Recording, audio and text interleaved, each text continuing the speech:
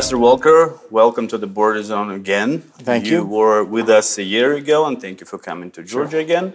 I would like to start our interview with, I wear this shirt for a reason. On the back, it's written that 20% of Georgia is occupied by Kremlin. And as I know, you visited occupied territories a few times. To the boundary. The boundary, yeah. And at the moment, we see Russian forces, KGB, FSB forces, moving towards Georgia, 1 kilometer and 200 meters deeper in Georgia again. And I wanted to say this in this interview and ask you, they show that the West, the strategic partners of Georgia, are weak, and they can't help Georgia to defend their territory, lives, future. What will be your answer for this? Right. Well, first off, I think it's tremendously important that we keep raising the visibility of this issue. It's tremendously important for Georgia, but it's also tremendously important for Europe and the United States. We can't have a situation where an aggressor just keeps taking territory from another country.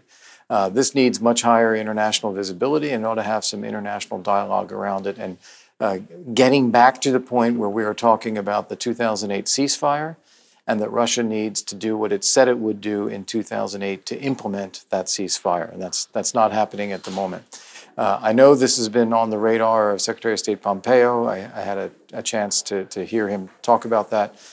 Philip Rieker, the acting Assistant Secretary for Europe, was with us at the boundary crossing point as well, sent here by Secretary Pompeo for the very purpose of trying to raise a little bit of American visibility and attention on this, but clearly more needs to happen.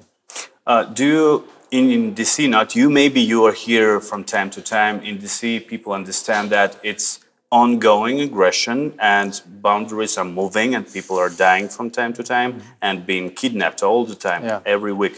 Do they understand it in Washington? I don't think so. I don't think people really realize just how live it is, if you will, how ongoing, how, as you say, people are abducted or captured, some have been killed or tortured, and there's a difficulty in crossing the boundary, for people who need it for their livelihood.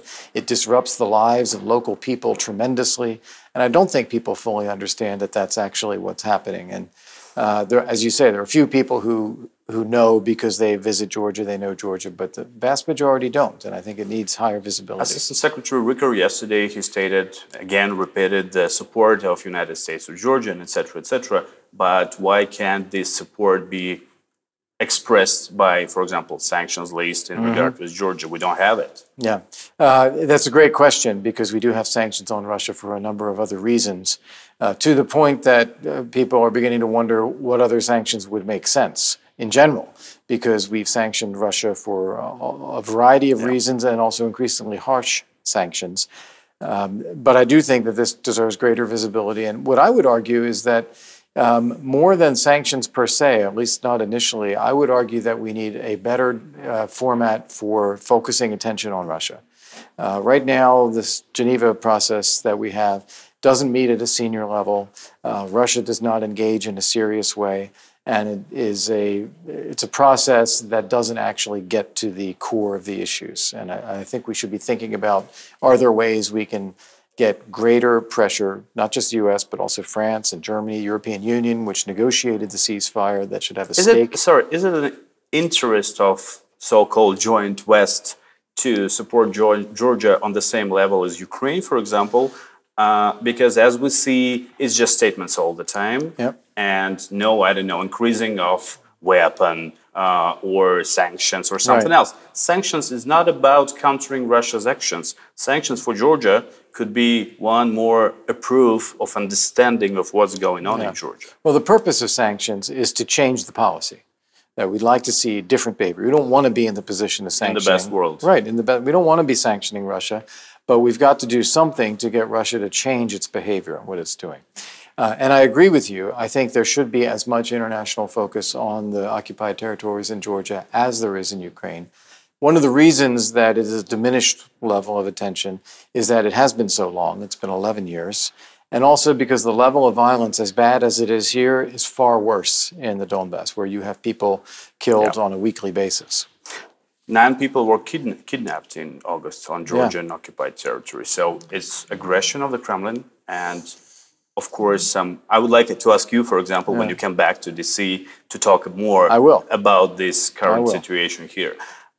Could you say, for example, yesterday, as I know, President Trump stated that he's ready to become a part of Ukrainian resolution process in regard with this change of prisoners from Ukraine and Russia. How do you evaluate this statement? And can we say that after this change, U.S.-Russia relations will be better or more positive? Right. So first off, U.S.-Russia relations are at the lowest point in a very long time. And if you take any number of issues, we are in a negative column here, whether it's INF or the diplomatic missions or Russia and Syria or Iran or Venezuela or Ukraine or Georgia. So across the board, we have a negative relationship, which is unfortunate. This is not good for anybody, not good for the world. But it's driven by Russia's own behavior. What I think President Trump would like to do is to see improvements in that. And so he keeps holding open the door to talking with Russia and seeing if we can resolve things. But Russia's got to be willing to resolve don't you, because people do, don't you consider open doors, dialogue, trying to talk, and etc., when United States leaders, world leaders all the time say that Putin is terrorist, comparing with some, I don't know, bad guys in the world, saying that it's a criminal regime, and etc., and then you say about open doors with a criminal, as United States say. But I don't agree with that, because we're talking about countries. This is a country that has a military. It's willing to use its military against its neighbors, as we see in Georgia. It's got nuclear weapons. It is disruptive in many parts of the world. We've got to be able to talk to them to see if we can stop that behavior. So I think it's important to keep that channel of dialogue. Do you see during all of these years some effective tools to stop these actions? Because we see these actions again and again in Ukraine, in Georgia. Right. No, I've actually seen Russian behavior get worse over the years. Will you agree that West is, for some reason, I don't know why, is weak against the Kremlin? I think that the West is actually much stronger than Russia, that if you look at politically, economically, militarily, influence-wise, we have all the capacity on the side of the West, that Russia is relatively weak. What we don't have is the initiative of aggression. Russia is able to take initiative. They have an authoritarian system, a single ruler, and the ability to decide and act, whereas we have democratic systems that require rule of law, that require checks and balances, and democracies demand caution from their leadership rather than getting us sucked into things that publics don't want to be sucked into. So he has the advantage of initiative. That said, I think all of the strength is on the side of the West and time is on the side of the West. And that's also true in the case of Georgia and Ukraine. I think that as Georgia develops as a strong, healthy democracy, growing prosperity, growing security, growing relationships with the rest of the world, including Europe and NATO, that is a pole of attraction for the occupied territories. You don't have people in the occupied territories wishing that they were actually part of Russia. You have them wanting to see the boundaries removed. And I think that's an important fact, and same is true in Ukraine. Yeah, my last question, I know that you're in a hurry. It will be like a bit tricky. So, for example, today on the conference, Mackейna conference in Tbilisi, you saw one of the pro-Kremlin party's leader, Irme Inashvili, break through and try to spoil the conference and state something bad, and etc. You see the processes, I will connect it because of the time, you see the processes around the nuclear port. You see some other processes in Georgia, you will understand, I think, without me. You just said that Georgia is like trying to be a democratic country, and etc., etc. What would you maybe suggest to Georgian civil society, not the government, I think, as a way out from this corridor where we have problems with the nuclear, pro-Russian, pro-Kremlin, I would say, because I'm Russian, pro-Kremlin forces running around the city, and borderization, kidnappings. What should we do? Yeah, I think a couple of things that I would recommend. One of them is transparency. Just shine a light on all these things so that it is clear what's happening. Second thing is be practical. So it's one thing to be emotional and angry and to call for things, but specifically, here's a solution as well. Come up with solutions. Like Anaklia is a good example where there is a private sector consortium that has tried to develop it. There is Russian efforts to try to stop it. There is government support for the project, but not as much as the consortium wants. There are other things going on in the background. But rather than finger pointing, it's more important to come up with what is a solution that will get this project completed. And I think that is what I would recommend also to civil society. About the conference, let me just also say that we welcome all ideas and all people to represent them, but we demand that people act with civility.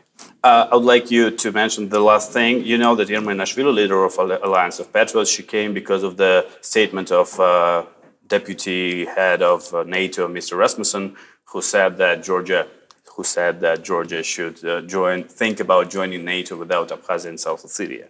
So it was the reason she came. You know this theory of Luke Coffey and other experts, not official experts, stating that the fifth article of the NATO alliance could not be engaged on occupied territories. How would you just command this statement of Mr. Rasmussen, because it's a scandal now in Georgian media? Well, let's be clear. He was the Secretary General of NATO, and he's retired. It's his own opinion.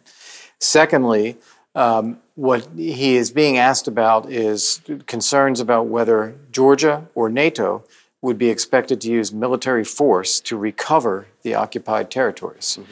Because Article 5 means collective defense, and you fight to protect the sovereignty and territorial integrity of the members. What he said is that Georgians need to decide whether they think that Article 5 should apply to those occupied territories, meaning that there would have to be a conflict. And if Georgians don't want a conflict, then to say that Article 5 would not apply. That's a choice for Georgians to make, not for anyone outside. So he was not trying to interfere in Georgian politics? No, just the opposite. He's trying to give Georgians an explanation that this is a choice Georgia would have to make.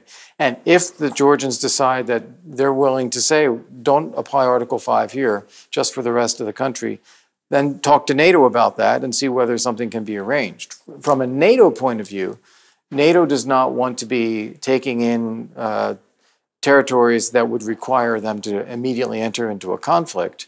But at the same time, you don't want to give a situation where you incentivize Russia to occupy countries' territory as a way of preventing them from realizing their own aspirations about being part of Europe.